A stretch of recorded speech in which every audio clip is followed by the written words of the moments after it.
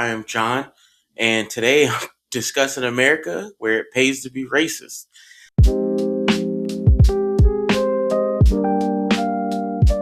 Welcome to Mulatto Munitions. I am John, and today I'm discussing America where it pays to be racist. I'm trying something new. I've been reading my essays. I'm trying something new, so we'll experiment. I am going to read the essay, but I will give you a timestamp. If you don't want to listen to me read the essay, then I'm going to have I'm going to have a timestamp below. You can fast forward and get my commentary. I wrote this essay kind of as an experiment to see how fast I could get an essay out. But it's a very personal essay, and I'm referencing Chud the Builder, but I also want to talk about the Black experience and the perspective from our side of things, especially with influencers who are trying to monetize Black hate.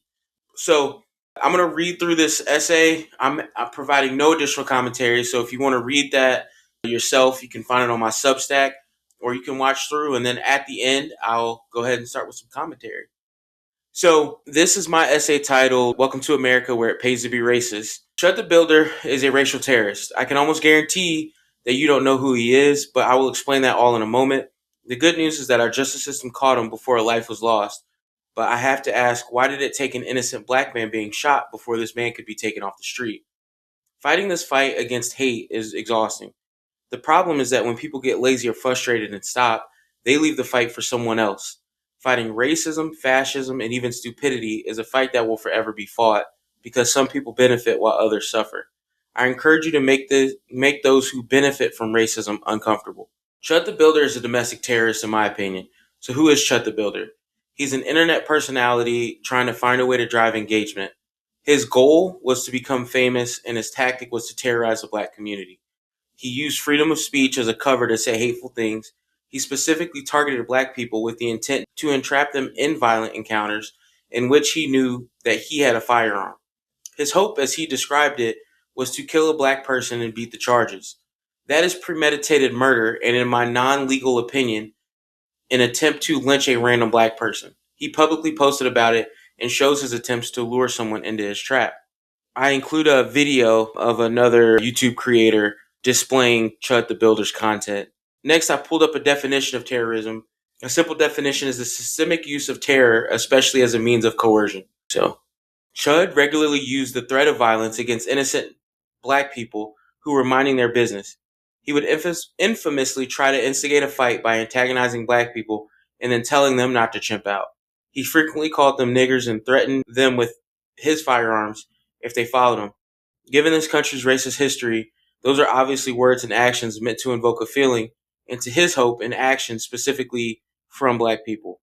He often caught Black people off guard and tried to invite them in with a friendly persona before calling them niggers. Growing up in the South, this is one of the many things Black people train each other to be prepared for. As a Black father raising two boys, I have the responsibility to raise my boys to be prepared for these sorts of encounters in their own country. I will first raise them to de-escalate and survive. I will secondly raise them to keep their freedom. The sad part is, this is part of the Black experience in America. The fucked up part is, as long as we as a country continue to treat racists like Chud as one-offs, Black lives will continue to be at risk. That is why I will not drop my support for the Second Amendment. I would encourage all other minority communities to be prepared to protect themselves as well. If a person is of sound mind, they should at least have access to a firearm to protect their community. Chud could have easily picked LGBTQ plus people, women, Hispanic people, Asians, or Jews to try to terrorize and make himself famous. He chose Black people in America because this country has a soft spot for white racism against Black people. This country does not protect its most vulnerable until it is too late. That being the case, the vulnerable communities need to be able to rely on themselves to provide the protection that the state fails to. Sometimes the motive is clicks, sometimes the motive is hate. Always the result is Black people being targeted and asked to do something white folks don't have to do, shutting their mouths and accepting that they are not welcome in their own country. So this essay, as usual, comes from a personal place. On an Instagram post regarding this story, I simply posted that this man is MAGA's finest. I will admit, I don't know his political affiliations. I don't watch his content. I was aware of his actions simply because I know that what can happen to a Black person anywhere can happen to me here. I needed to be prepared. I need to be prepared and make sure my family is prepared for these sorts of threats.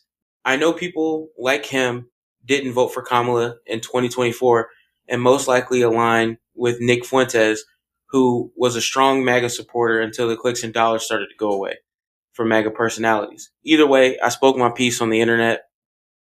I include some posts and I'll have those popping up on the screen. I was called a slur, questioning my intelligence at least 3 times. I was told to stop chimping out. I was called a white boy, a half breed. I didn't intend to write this essay, so I didn't save the posts before I reported them, but I got a couple of screen grabs that paint the picture. There was an update before I posted the essay. Instagram didn't find some of the things to be against their guidelines, so I did get some screenshots of what was directly said to me, but the worst was removed. I include roughly 5, 6 pictures. These accounts are all anonymous. They could be bots. They are more likely actual people who feel like they have power over black people. They also likely find some joy in making black people feel unwelcome in their home country. These are the people that society leaves behind. It's the friends who say the uncomfortable things, the family that no one talks to because it makes them uncomfortable. These people end up bringing their problems to the black community, both online and in reality. Fighting racism won't end in my lifetime. America may never rid itself of the caste system that tries to put black folks at the lowest rung. Until society and the judicial system see someone like Chud the Builder as a terrorist, it's very clear that groups like the KKK and neo-Nazis will always have a safe place in America. As long as they have an incentive to terrorize innocent minorities, they will create and inspire the next Chud. If you don't want to fight racism, all I'm asking is that you don't get in our way. If I have to defend myself or my family from a racist, do not hold me back. Society continues to not do the right thing, and this racism has already threatened my family and me. Most black folks who were harmed in this country are usually first told to either turn the other cheek or to wait, and some justice will eventually come. Chud was arrested almost 4 years to the day from the racist mass shooting at a grocery store in Buffalo, New York. Those black people likely believed they would be safe from violence because society made them feel they didn't need to carry a firearm. This form of racism is allowed to continue because the only people who consistently fight are the ones consistently impacted. If you have a racist family member, please understand that if you let them go around unchallenged, that racism will spread and it will be an innocent black family that bears the consequences. It's okay to cut them off, but if they are around you, make them uncomfortable for holding those views. Fighting racism doesn't have to be violent or physical. I used to fight racism with love. It's possible. I don't have time or patience for that anymore. You can fight however you see fit. You don't need to post anything. You don't need to show me you are fighting. Educate yourself in what racism is, and make sure when you lay your head down, you can say you did your part to make this country better. So what is my action for you? It's okay to feel defeated. The more you fight, the more fresh-faced, unaware people there are. If you feel like giving up, think about the black man who nearly lost his life with this guy. He had to fight for his life, and the terrorist who tried to murder him raised $122,000 in one day just by portraying himself as a white hero against black people. Welcome to America, where it pays to be racist. So, although this essay is mainly about Chud the Builder and the incidents around his kind of racial agitation, there will be more people inspired because the amount of money he raised, the notoriety he got, and the ease of access to, not only using a word like chimp and, not tripping the system to see that as a racial attack. Also there's some notoriety that comes with using that line of attack now. You don't have to do the legwork that he did to build that up. You can just use his word and you've got all the clout that came behind him. So I am going to not spend as much time on Chud in this conversation and spend more time on his tactics and understanding that this is racial terrorism. And it's frustrating that if this were in other circumstances, someone doing the same exact actions, but having a different religion or skin tone, and the audience was different, then this would be seen as terrorism. Uh, Legally, you can't try to set a trap. It is illegal for someone to booby trap their house because an innocent person could get harmed. Those booby traps. So why, are we not looking at this meta conversation about a man who tried to entrap specifically black people into violent encounters that he knew was a gunfight? The joke is if you're a gun carrier, every fight is a gunfight. So if you have your concealed weapon with you and somebody wants to escalate, they are escalating into a gunfight and they may not know it, but you may know it as a gun owner and gun carrier, concealed carrier. So, I personally think, and again, I'm not a legal professional, I believe this was racial terrorism. So his tactics were to target the black community. That is red flag number one. In the video that I posted on the essay, he does target a white man who is with a black woman. And, you know, commonly racists, and I've had to have this conversation with my wife, racists don't see white people who romantically involved with black people as white anymore. They see them as either race traitors or they treat them as if they're black people. And the goal of that is to intimidate white people from racially mixing for whatever, racist purity reasons, or to keep the caste system separate and, not complicate things by mixing people, caste. So this man targeted black people who generally were minding their business, whether they were out at night, transitioning either between clubs, just minding their business. And he would normally walk up and try to engage in conversation with them. And then he would start threatening them. And again, this was an attempt to make himself a victim to justify killing someone or harming someone. And his own words have indicated that. This sort of behavior, he may not genuinely be racist. The clues are there that he is, but the ultimate goal for him was to be famous. And it's pretty clear if he just wanted to terrorize the black community, he could do this without recording himself. He could do this without saying the things that he was saying and posting online. He could still terrorize the black community without that. His goal is to be famous. What's frustrating is on the back end of that, there are going to be people who are inspired. And, I use the examples of people online who told me I was chimping out just for saying that he was MAGA's finest. Nothing extra. It's dangerous because I've experienced moments in my life where people have tried to instigate fights against me and there were no cameras around. They weren't doing it for social media clout. And the fact that there's now an incentive to potentially this encounter just so that someone can become into the algorithm, it's dangerous for the black community. The issue is that Chud the Builder right now and this conversation is seen as a white and black issue, but in reality, it's minority versus majority issue.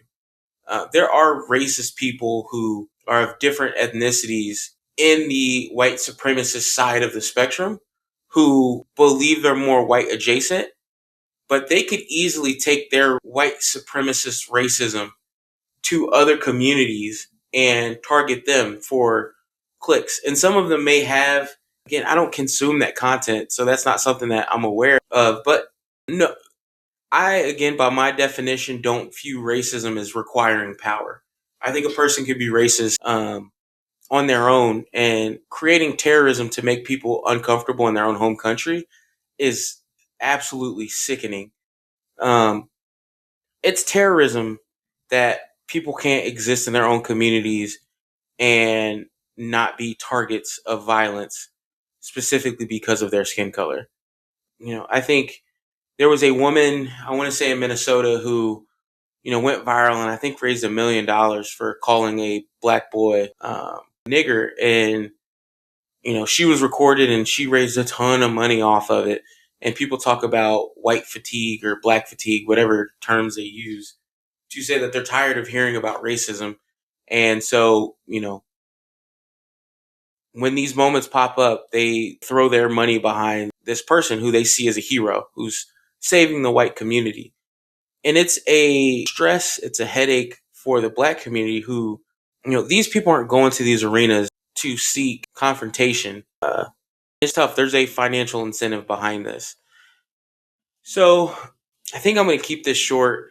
I don't want to dive too deep. Racism is alive and well in this country, and it's not being combated at the highest levels that I think will make Americans safe. I think right now, especially with our administration in office, it is almost encouraged to make people feel unwelcome to try to get them to leave. And we're here. The black community is not leaving. That's not something that any white supremacist is, going to convince us to leave. Uh, I think as we evolve through this era in American politics, we need to understand what tone is set. And there needs to be protections. Hate crimes are a great step towards protecting minority and vulnerable communities. But it's one of those things of we need to stop seeing racist incidents as one-offs. Uh, there was a case, I believe, in South Carolina where a family was at a barbecue and, a truck drove by threatening them and, yelling out racial slurs. And those people got years in prison for it. And those are the sorts of situations that we need those examples to happen, because these encounters are going to lead to deadly encounters. I have the responsibility of raising two boys, and I need to make sure they are safe. I need to make sure that they are able to make it home to my wife, their mom. And, first I've got to raise them on how to react to stew people. And that's not specific to racial, social class. That is the world that we live in. You've got to be able to react to people who are not thinking logically. What's frustrating is with the tone of race, with the added environment of race, my boys may be in a situation where they are outnumbered, and someone who feels like they have the power to say something to entice a reaction out of my boys will most likely use that opportunity to get them to act a certain way. And, I have to show them how to be men on their own. But until we get to that day where they're on their own, it's my responsibility to keep them safe. And if someone comes up to me talking in weird ways that are threatening, I have the duty to protect my boys. And, I'm not going to hesitate and question, is this person just joking, or if this person truly has bad intentions? I've got to take actions to protect myself and my boys.